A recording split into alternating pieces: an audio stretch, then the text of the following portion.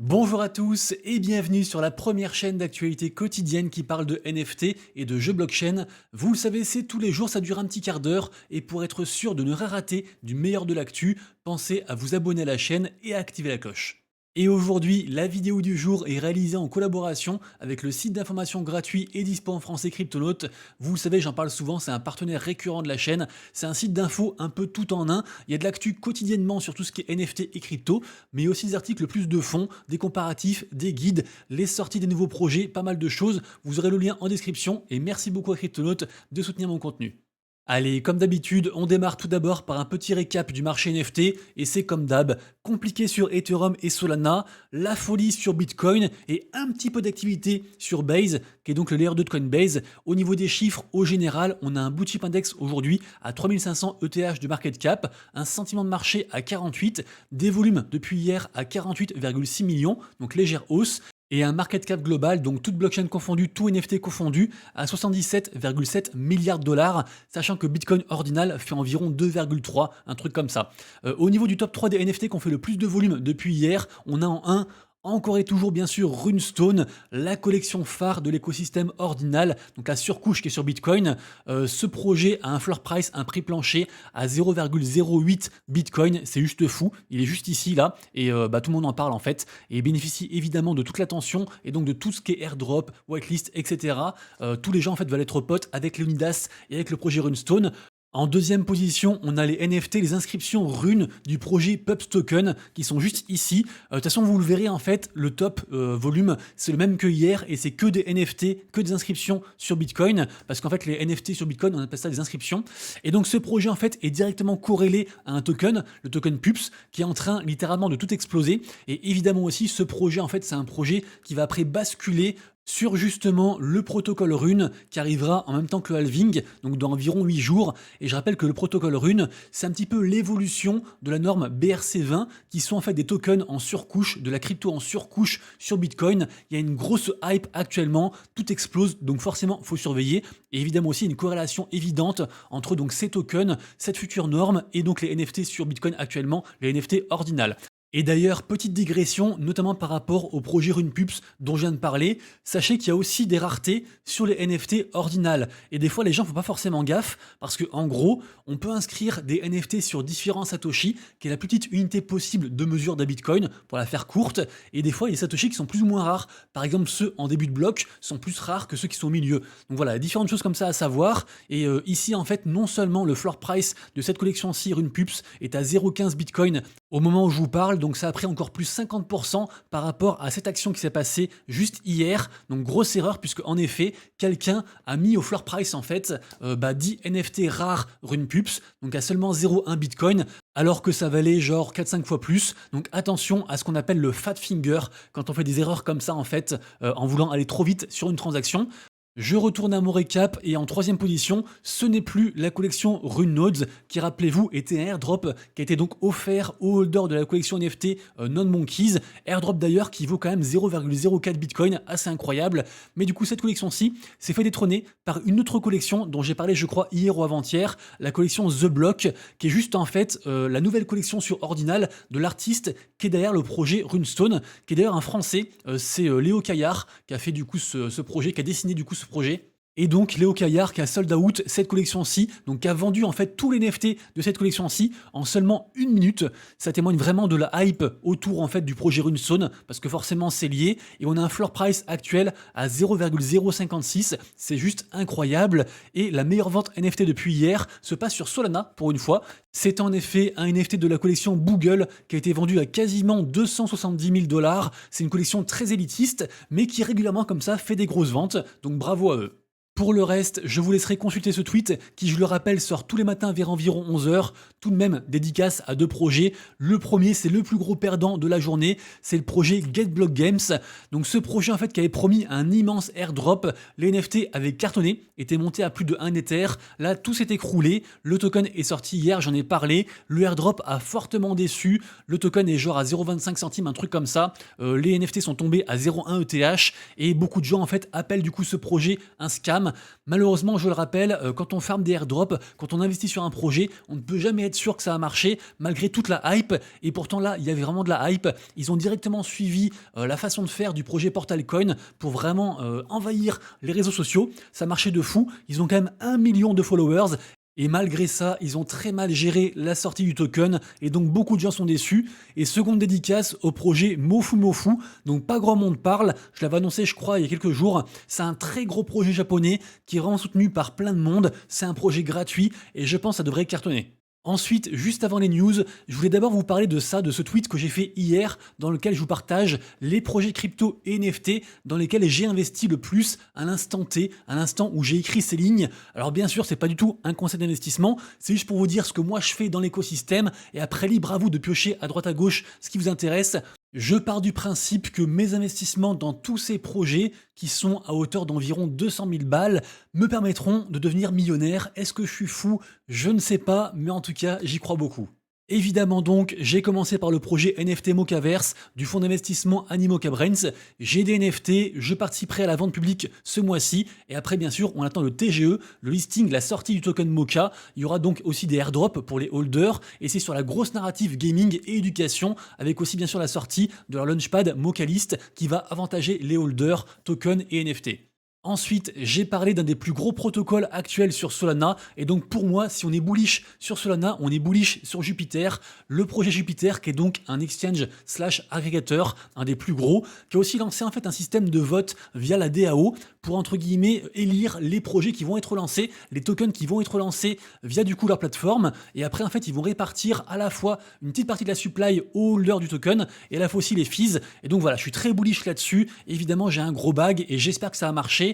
Ensuite, j'ai bien sûr investi sur le protocole Eigenlayer, le fer de lance de la nouvelle vague de ce qu'on appelle le restaking. Eigenlayer, je crois que c'est le deuxième ou le troisième plus gros en fait protocole en termes de total value lock, de TVL, d'argent en fait bloqué sur ce protocole. C'est un mastodonte. D'ailleurs, Asher a sorti une vidéo sur le restaking et il parle de Eigenlayer. Allez la voir, c'est super intéressant. Et donc, moi, je cumule en fait des points Eigenlayer et je participe aussi sur deux protocoles qui après aussi pareil font gagner des points sur Eigenlayer. Donc, on attend ça avec impatience.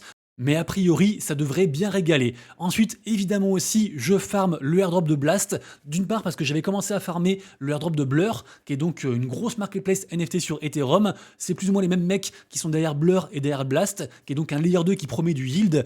Et donc là, en fait, on peut farmer à la fois des gold de Blast, des sortes de points un peu premium si préféré, et aussi des points, donc pour ce airdrop. Et un peu à l'image de Eigenlayer, on peut en fait participer à différentes applications sur ce réseau pour ensuite gagner à la fois des points sur les différentes applications et donc potentiellement des airdrops, mais aussi des points sur Blast. Et juste petite digression, n'oubliez pas d'activer votre multiplicateur x4. Ici, on est sur un de mes comptes sur lequel je farm. Et en fait, très simple, vous avez juste, entre guillemets, à acheter genre un token sur l'écosystème Blast via un exchange décentralisé qui propose des contrats spot, donc évidemment sur Blast, par exemple Truster, et également aussi faites-le sur un exchange décentralisé qui propose cette fois en fait des contrats perpétuels. Par exemple, il y a Wasabi qui fait ça. Juste voilà, vous achetez un token, après vous stockez un token sur du coup Wasabi ou autre, et comme ça vous aurez en fait un x4 pour quasiment aucun investissement. Ensuite, bien évidemment, vous le savez, je suis un gros holder de NFT du projet Wall3, un projet bien-être dans lequel je crois beaucoup. J'ai aussi participé à la vente publique et donc on attend le TGE, le listing, la sortie du token, a priori pour ce mois-ci. Ensuite, j'ai évoqué la nouvelle norme, la nouvelle façon de faire des NFT à partir donc des normes ERC 404, DN 404, BT 404, etc. Vous savez, en fait, c'est ces nouvelles façons de faire qui relient à la fois les NFT et la crypto. Et donc, quand on achète par exemple une crypto entière, ça crée un NFT. C'est très intéressant et ça apporte en fait une façon beaucoup plus liquide de traiter avec les NFT. Moi, je crois beaucoup au projet Underworld de la grosse baleine Free Launch Capital, qui est aussi derrière le projet Florine Protocol, dans lequel je crois aussi beaucoup. À voir, mais en tout cas, je trouve que la tech est excellente, donc forcément j'en parle. Et d'ailleurs, on peut inclure aussi sur Solana la norme SPL 404 qui cartonne. Ce projet Mutant qui est un peu le précurseur, a fait je crois quasiment un x2 depuis hier ou avant-hier. Malheureusement, ils empruntent un peu l'IP Pokémon, donc j'ai peur pour eux, mais en tout cas la tech est incroyable. Ensuite, bien sûr, j'ai beaucoup investi dans le projet même Land, dans lequel je crois beaucoup. J'ai des NFT, du token, j'ai pas mal stacké sur Stakeland. Vraiment, Stakeland pour moi, c'est un petit peu le truc no-brain, un peu comme Jupiter. On stack plein de tokens et on va recevoir en fait plein de cadeaux, plein de tokens de trop projets en fait grâce à ça.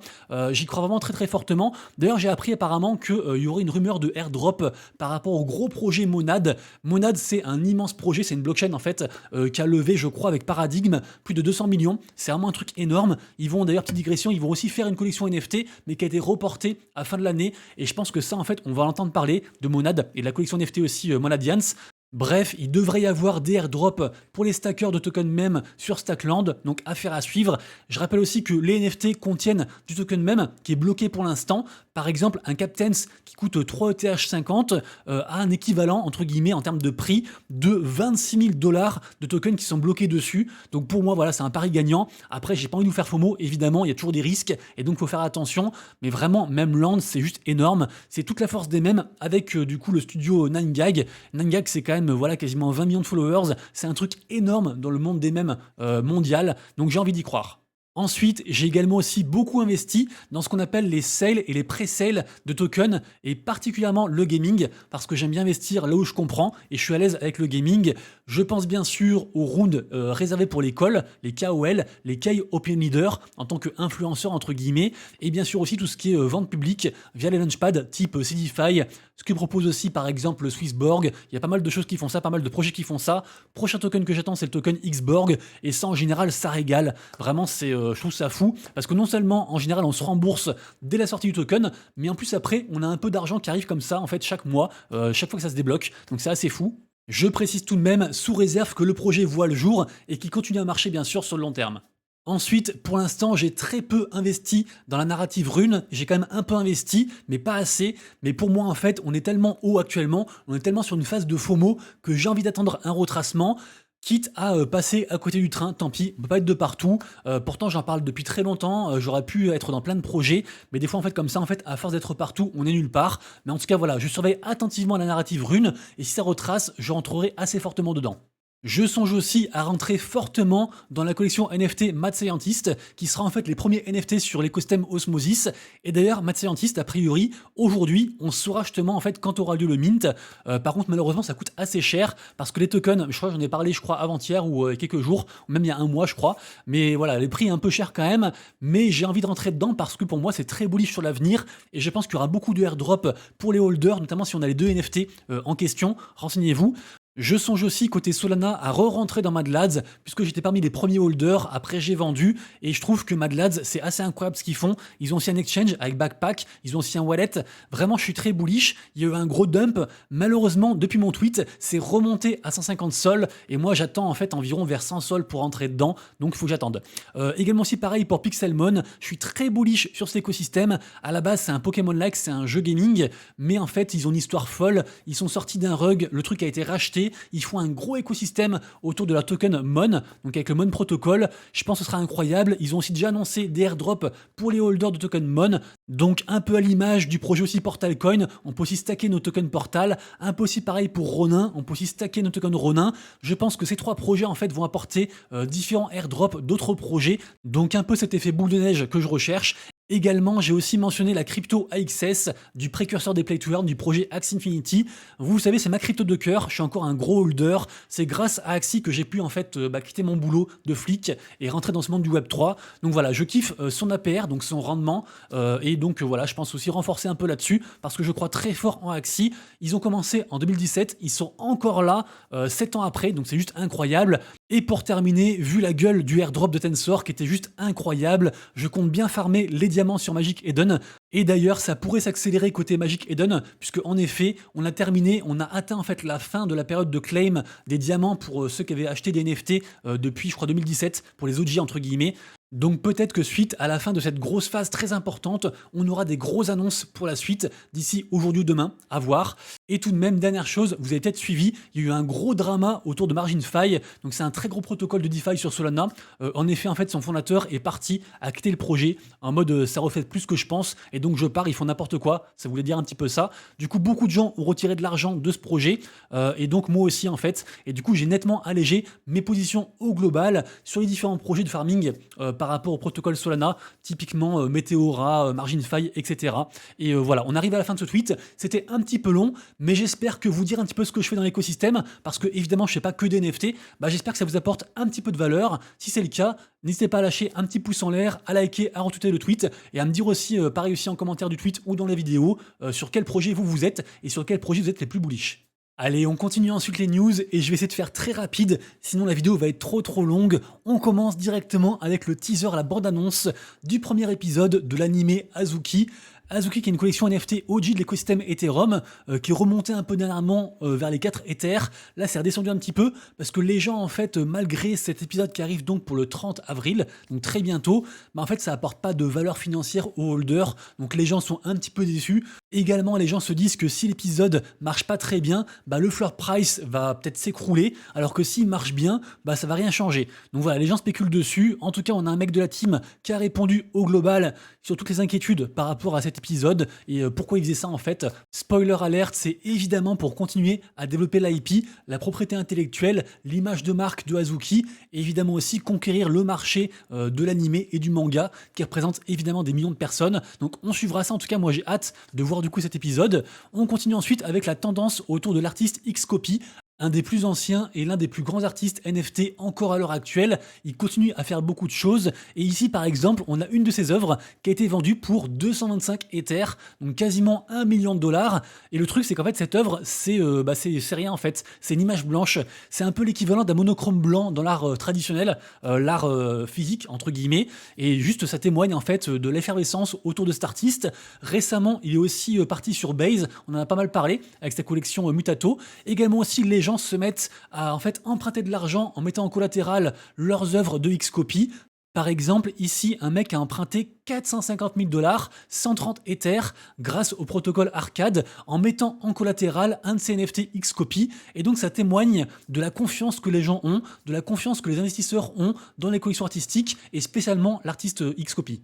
Ensuite, on a encore une fois un nouveau airdrop qui a été annoncé. Décidément, c'est un jour un airdrop. Le airdrop du token Omni, donc du projet Omni Network, qui est une blockchain. Et a priori, certains holders de certaines collections NFT vont aussi recevoir du airdrop.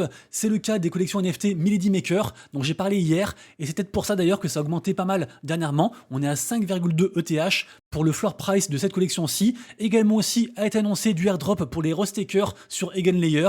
Donc comme quoi, du coup, ça fait boule de neige. Également aussi, n'oubliez pas, ça a été reprolongé. On peut encore pendant une semaine claim le airdrop de Plot Finance. Ça concerne également aussi différents holders de différentes collections NFT, par exemple Mocaverse, également aussi des gamers, ceux qui étaient sur Pixel, également aussi ceux qui ont stacké du run sur le validateur YGG. Donc voilà, ça concerne pas mal de personnes. Vérifiez tout ça. Les liens des sites pour checker son éventuelle allocation de airdrop seront bien sûr en description. Également aussi, moi je me prépare à ce airdrop, le airdrop du wallet Halo. En fait, c'est le nouveau nom du wallet de KuCoin. KuCoin, ils ont beaucoup de difficultés face à la régulation. Donc peut-être que ce truc va mourir. En tout cas, je trouve que les NFT sont pas très chers. On peut aussi, bien sûr, fermer l'airdrop gratuitement avec son téléphone et l'application, du coup, le wallet Halo, qui est aussi une sorte de réseau social. Il fait un peu les deux. Donc voilà, du coup, j'en parle. Je vous mettrai bien sûr le lien aussi juste en dessous.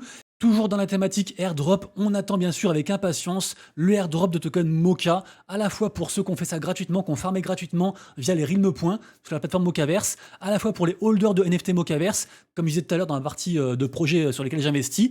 Également aussi, on a appris là en fait qu'on a la token économie du token Mocha, et pour l'instant en fait de ce que je vois, c'est plutôt très cool. D'ailleurs les gens sont contents puisque les NFT sont repartis un peu à la hausse, ils sont à 4,15 Ether, alors que le marché retrace un petit peu côté crypto en général, et bien sûr aussi côté NFT sur Ethereum, c'est un peu compliqué. Donc du coup voilà, c'est bien accueilli. À voir ça, ça vient juste de sortir. J'ai pas encore décortiqué, mais ça me semble plutôt bullish. Également aussi, j'en ai parlé plusieurs fois, on a eu donc le mint de ces NFT, les NFT Origin Pass tout en haut, qui sont en fait les NFT officiels de la marketplace Due, qui est une marketplace agrégateur sur Polygon. Ils sont quand même à 920 Matic, donc plutôt cool. Ça a très bien marché pour un free mint. Et je rappelle aussi qu'a priori, il y aura aussi un airdrop pour les holders de NFT du coup Origin Pass Due. Donc collection à surveiller sur le court et moyen terme. Rapidement ensuite, la marketplace LooksRare annonce son arrivée sur du coup l'écosystème Ordinal. Donc sous quelle forme, je ne sais pas, mais en général ils sont assez forts pour faire des grosses incentives et motiver les gens à mettre de l'argent sur du coup leur marketplace. Ils sont soutenus entre autres par la baleine Dingaling qui est juste en dessous, juste ici. Donc affaire à suivre, mais LooksRare ils ont beaucoup de mal. Par contre ils ont des très gros programmes de récompenses. Donc je pense que ça vaut le coup de checker un petit peu ce qui se passe par rapport à tout ça pour se diversifier un peu sur différentes marketplaces et pas être que sur Magic Eden ou que sur OpenSea ou que sur Blur. Et pour terminer les infos générales, on a l'entreprise VeeFriends qui est une grosse application, une grosse boîte de NFT. Ils ont carrément une application, ils ont plein de NFT. C'est vraiment un écosystème à part entière, c'est un très gros truc. Moi je suis pas dedans, mais franchement je suis admiratif. Et là en fait ils sortent leur tout premier comic book, donc bravo à eux. Un peu comme Azuki, ça développe l'IP autour de VeeFriends. Et vu que c'est limité à seulement 555 copies, il y a moyen que ça vaille un peu cher sur le moyen long terme. Allez, on passe ensuite à la partie jeux blockchain. J'ai 6 bonnes news à vous partager et après je vous souhaiterai une bonne après-midi. Donc on commence par le projet Somo. Vous savez, c'est un projet sur lequel je suis très bullish. Normalement, ce sera un free mint, c'est un Pokémon-like, c'est très hypé, c'est très tendance. C'est lié directement au gros projet Portal Coin. D'ailleurs, ceux qui stackent du token Portal, a priori, ont plus de chances d'être whitelistés pour ce projet. Et aujourd'hui sort en fait le site du coup Somo. Donc vraiment, c'est un truc à surveiller attentivement. Il y a aussi différentes quêtes. J'en ai parlé, n'hésitez pas à le faire, c'est gratuit. Et si vous chopez une whitelist comme ça, a priori ça vaut de l'or, donc renseignez-vous bien. Ensuite, le projet Everseed est sorti aujourd'hui, donc enfin plutôt hier en vrai, en open beta. Donc du coup, c'est ouvert à tout le monde. Ce qui est très intéressant, c'est que c'est encore une fois une sorte de Pokémon-like. Décidément, dans le Web3, on adore tout ce qui est Pokémon. Mais ce qui est intéressant, c'est donc que c'est gratuit et qu'en fait, on peut aussi gagner des récompenses en Bitcoin en jouant au jeu. Donc voilà, moi j'ai pas encore testé. Je pense que j'essaierai quand même de voir comment ça se passe, mais ça me semble sympa, hypé, et ça faisait un moment que je le regardais ce jeu. Ensuite, je fais une sorte de partenariat avec le gros projet Cross the Edges. Vous savez, Cross the Edges, c'est pas qu'un jeu de cartes, c'est aussi un univers complet. Ils ont notamment aussi des bouquins qui sortent. Et justement, en fait, là, à l'occasion du bouquin qui sort en version physique, qui est dispo dans toutes les librairies, et ben en fait, on fait un concours.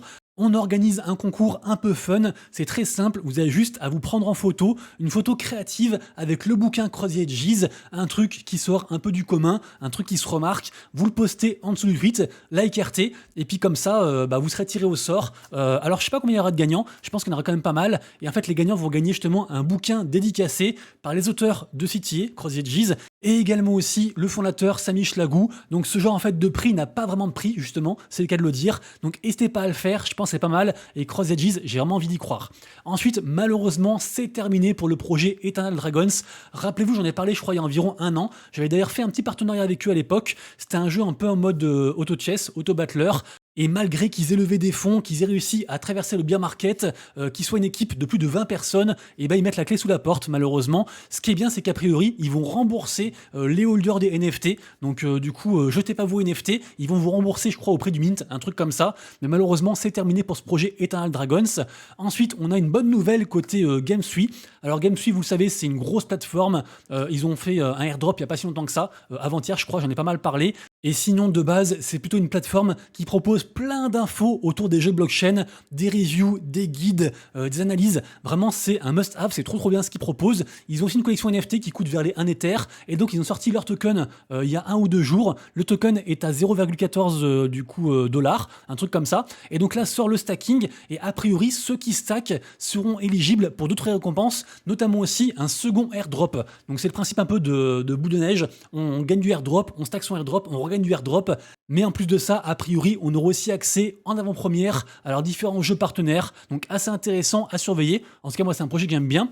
Ensuite, un projet que je suis en train de dig, c'est le projet Wilder World. Pourquoi je dis que ça? En fait, je dis que ça principalement parce que, en fait, ils sont dans le groupe des partenaires de Samsung. Vous savez, Samsung, ils ont fait une espèce de coalition avec différents projets NFT, avec World of Women, avec aussi le projet gaming Illuvium et aussi Wilder World. Et le but, en fait, c'est d'implémenter ces projets, jeux vidéo ou NFT, sur les téléviseurs intelligents Samsung. Donc très intéressant. Et donc ce projet qui est un jeu de course qui est bientôt disponible sur l'Epic Game Store me semble très hypé. Je le connaissais pas, mais s'il a été choisi par Samsung, c'est qu'a priori c'est pas n'importe quoi. Donc je vais faire le bon élève et je vais me renseigner sur ce projet et vous devriez faire de même.